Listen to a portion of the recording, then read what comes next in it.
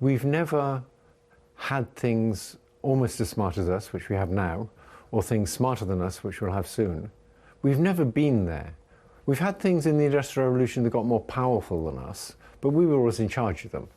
You know, a steam engine is just a lot more powerful than a horse, but we control the steam engine. This isn't like that. Also, if you got unemployed because you used to do ditches, now you have to do something else, you could get a job in a call center. But now those jobs are all going to go. It's not clear where those people go.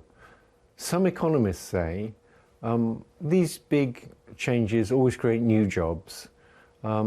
It's not clear to me that this will. Suppose that some telescope had seen an alien invasion fleet that was going to get here in about 10 years.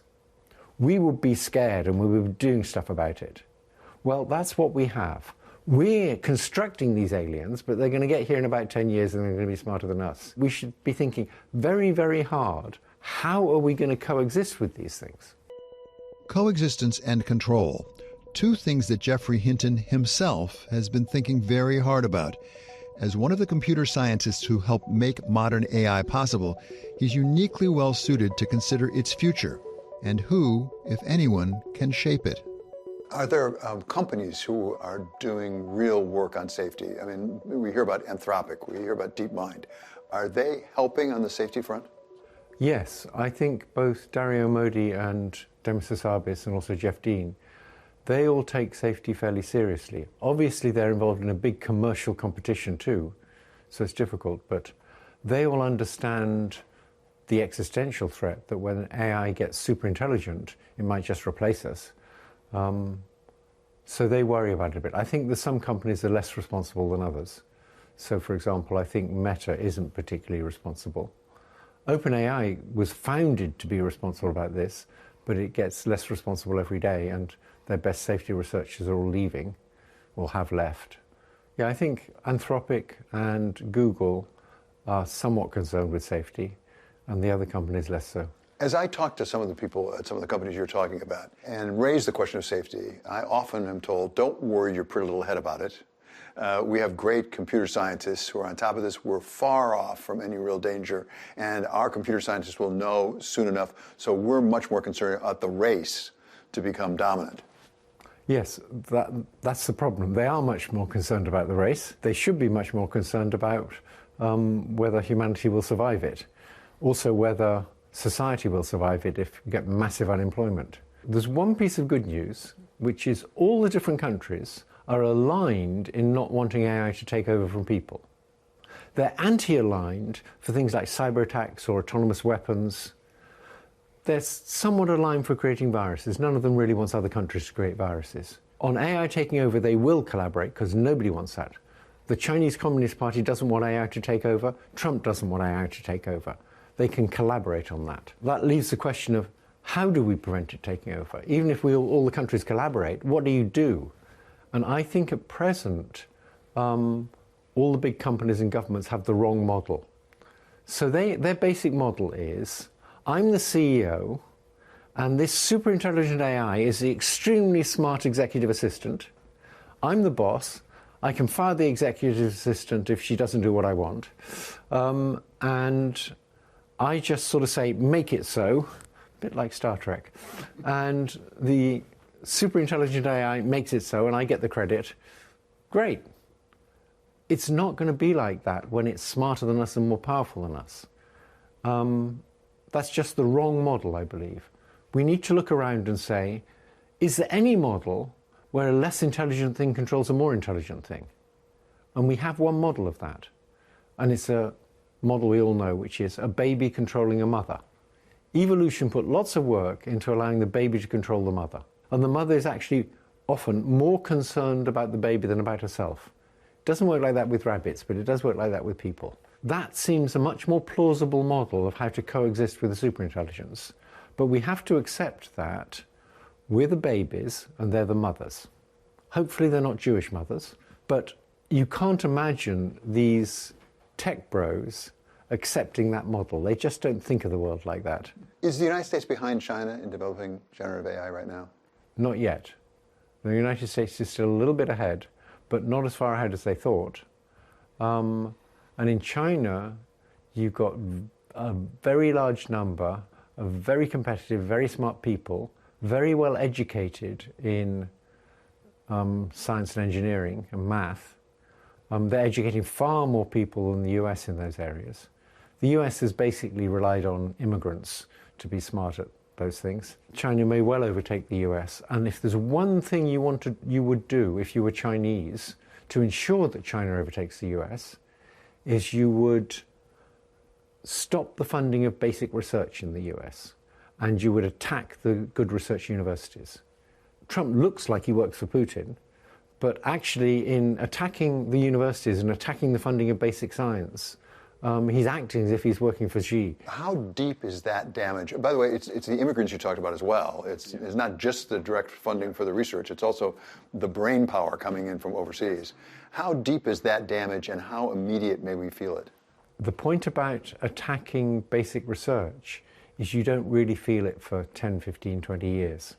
Because what you do is you ensure that the really big conceptual breakthroughs won't happen here. And then later on, the Chinese will be way ahead. Regardless of who becomes the front runner in the AI race, Hinton says the risks to everyone have gone up over the past year, particularly for workers, as we saw just this week when Amazon announced it would be cutting 4% of its workforce, perhaps made both possible and necessary by unprecedented levels of AI investment. There's been an enormous amount of money put into AI Yes. since you and I spoke a year ago. I mean, a amount that Yes. I could not have conceived of, actually. I mean, of the order of $1 trillion if you add it up over all the companies. So what is that money going for? And will it ultimately redound to anyone's benefit? These are big companies run by serious people, and presumably they wouldn't be putting all that money in unless they thought they could get a return on it. There's some ego involved. They want to be the ones to do it first, even if it's going to kill us all. So there's ego involved.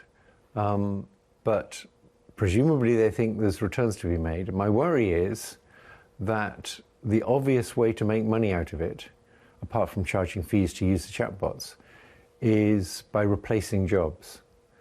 The way you make a company more profitable is replace the workers with something cheaper. And I think that's a big part of what's driving it. Is it a winner-take-all in the end? I mean, in terms of I the don't basics. know. I don't know. I mean, one thing I should say is that this is sort of uncharted territory. We've never had things almost as smart as us, which we have now, or things smarter than us, which we'll have soon. We've never been there. We've had things in the Industrial Revolution that got more powerful than us, but we were always in charge of them. You know, a steam engine is just a lot more powerful than a horse, but we control the steam engine. This isn't like that. Also, if you got unemployed because you used to dig ditches, now you have to do something else, you could get a job in a call center. But now those jobs are all going to go. It's not clear where those people go. Some economists say these big changes always create new jobs. It's not clear to me that this will. And I think the big companies are betting on it causing massive job replacement by AI, because that's where the big money is going to be. As you say, some economists say we go back in history and new technology destroys some jobs but creates other jobs. Yes. And net, you have as many or more jobs. You're saying this time is different. Can the investment, the $1 trillion or more investment, can it pay off without destroying jobs? I believe that it can't. I believe that to make money, you're going to have to replace human labor. Given the dire warnings about AI's risks to workers, economies, and humanity as a whole, one wonders whether Geoffrey Hinton has any regrets about his pivotal role in giving it life. We asked ChatGPT how it would describe its relation to the man many people call its godfather. Its answer? If I'm the mature rainforest, Hinton is one of the people who planted the first seeds and figured out how to water them. Still, the question of whether it was worth it is the one that gave him pause. To ask an unfair question, you were sort of there at the birth. If you had it within your power, understanding it's not going to happen, would you stop AI altogether, given the risk? I don't know, because there's also, you have to remember, it's not like nuclear weapons, which are only good for bad things. It's a difficult decision because it can do tremendous good too. In healthcare and education, it'll do tremendous good. And in fact, if you think about it increasing productivity in many, many industries, that should be good. The reason it's bad is because of the way society is organized, so that Musk will get richer and a lot of people get unemployed, and Musk won't care. I'm using Musk as a sort of stand-in. That's not on AI, that's on how we organize society. I wonder if over the last year, the economy and the markets haven't worked against you. In this sense, so much of the growth in the stock market, so much of the driving the economy is investment in AI right now. Even if the public were more concerned than they are about some of the risks you described, they're going to say, wait a second, that's what's driving our economy. We don't want to give that up. We don't want to go into a recession. Some people say that our best hope is to have AI try to take over and fail. We need something to really scare the shit out of us. Something like Chernobyl for AI. I'm not sure I agree with that, but that's certainly a possibility. Or the Cuban Missile Crisis. Or the Cuban Missile nuclear. Crisis. Because one of the questions I had was, even if the government sort of agree in general we should do this, is there a sense of urgency? I think the Cuban Missile Crisis probably gave a sense of urgency on nuclear disarmament. Yes. We need something to make people pay more attention and put more resources. So at present, the big companies aren't going to put like a third of their resources into figuring out how to make it safe. But if it tried to take over and only just failed, maybe they would.